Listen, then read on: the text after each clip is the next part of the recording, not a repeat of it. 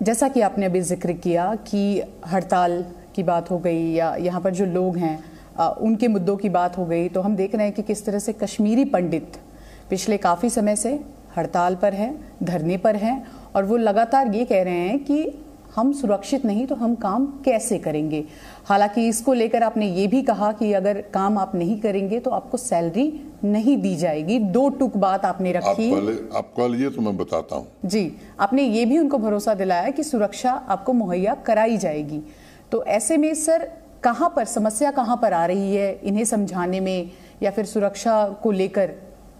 देखिए, मैं दो बात कहना चाहता हूँ। एक तो एक आदत हो गई कि संदर्भ के अलग एक वाक्य पकड़ करके ही टीवी चैनल्स या मीडिया के लोग दिखाते हैं, उससे कभी कभी सही भावना नहीं पहुंचती है।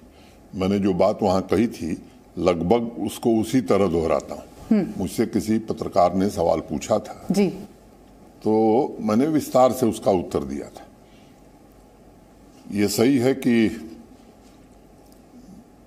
एक दुर्भाग्यपूर्ण घटना यहाँ हुई थी, उनका पुनर्वास हो, रिहेबिलिटेशन हो, इसके लिए भारत सरकार ने एक योजना बनाई और उस योजना का हिस्सा था 3000 नौकरी 3000 घर फर्स्ट फेज में।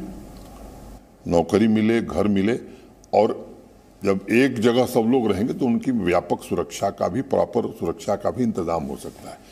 तो मैं केवल उसमें यह कहना चाहता हूं कि पहले जगह नहीं मिलती थी, पद नहीं भरे जाते थे, अब हम सिंसियरिटी के साथ पद भी भर रहे हैं, घर बनाने की कोशिश भी कर रहे हैं। अब ये ऐसा नहीं है कि 10 दिन में हम बना दें। ये भी सच है कि कुछ दुर्भाग्यपूर्ण घटनाएं हुई, कुछ कश्मीरी पंडित या मैं कहूं कि कश्मीरी माइग्रेंट साथी हमारे हिंसा के शिकार हुए। ये मैं जानता हूं, कुछ लोग बयान अखबार में देते हैं, लेकिन मैं बयान नहीं देता हूं। मैं इसे गंभीरता से मानता हूं कि मौत का कोई मुआवजा नहीं होता है। फिर भी अगर ऐसी दुर्भाग्यपूर्ण घटना होती है तो एक संवेदनशील प्रशासन क्या कर सकता है, ये हमने करने की कोशिश की है। दूसरा, उनका एक लंबे समय से उनकी एक मांग थी, उनके प्रमोशन रुके हुए थे। तो प्रशासन की नीयत को समझना चाहिए कि सारे प्रमोशन हमने कर दिए, घर जल्दी से जल्दी बन जाए क्योंकि वो अस्थायी समाधान होगा, उसकी हम कोशिश कर रहे हैं। उनकी सुरक्षा का चाक चौबंद इंतजाम रहे, इसके लिए मुस्तैदी से काम किया जा रहा है।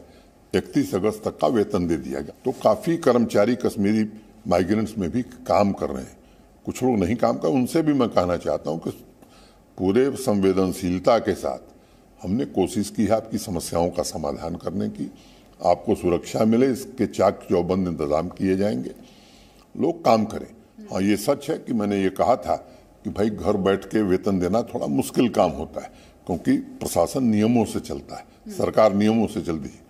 तो इतनी बात कही थी, लेकिन अब उसमें से एक ही लाइन कही जा रही है कि घर बैठ के वेतन कैसे दिया जाएगा। मैं समझता हूं कि मेरे मंतव्य को समझने की जरूरत है और यही बात मैंने जो वहां कही थी वही दोहरा रहा हूं। ये कश्मीरी पंडितों की हमने बात कर ली और आप लगातार उनसे अपील भी कर रहे हैं कि काम पर आप लोग लौट आए, सुरक्षा भी। ऐसा है कि अधिकांश लोग काम पर हैं। मैं फिर इसको क्लैरिफाई, जो बचे हुए हैं उनसे आप लगातार अपील कर रहे हैं। मैं चाहता हूं करना चाहिए।